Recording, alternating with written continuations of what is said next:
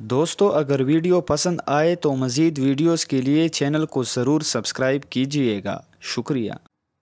سابق army chief general Raheel Sharif نے دہشت گردی کے خلاف آپریشن ضرب عضب شروع کیا اور انہوں نے یہ آپریشن انتہائی کامیابی کے ساتھ انجام تک پہنچاتے ہوئے دہشت گردوں کا ملک بھر سے صفایا کر دیا،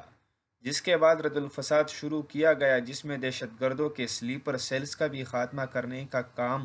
کامیابی سے جاری ہے۔